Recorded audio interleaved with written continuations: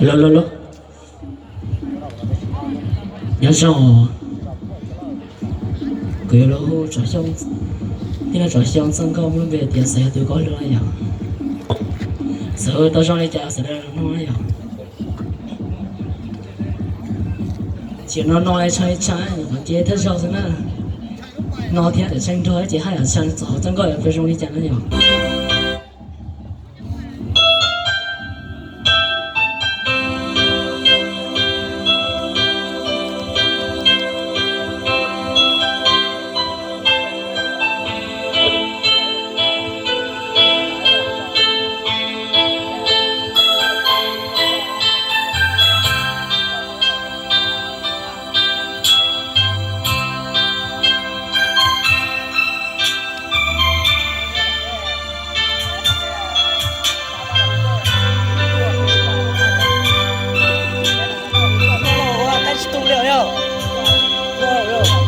cũ nè,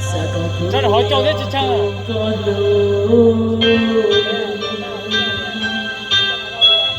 Nhà cho họ luôn đi tìm nó,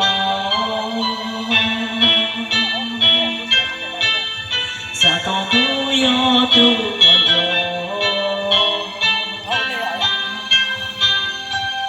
sa con cũ yo tu còn lo.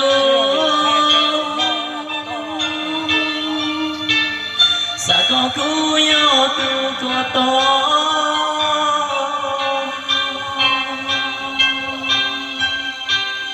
sa có nhỏ cho không có luôn nè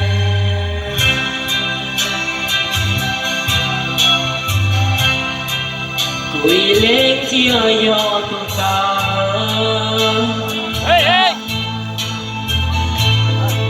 có hứa lưu tu có cha chưa thấy anh thay mà tua có niềm mơ một xóa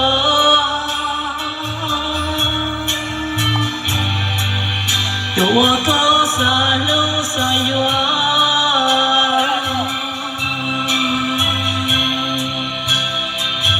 sa có hậu biết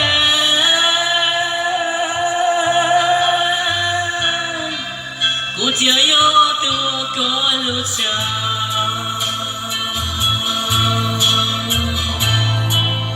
chia yo tu có một xóa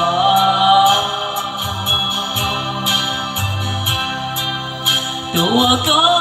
lúc chỉ chúa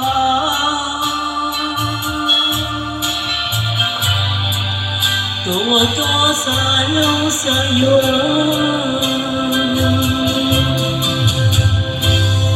sa có cú yo xua xa ya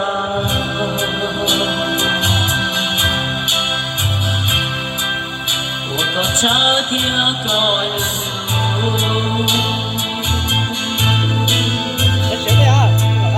rồi là lu đến thành cho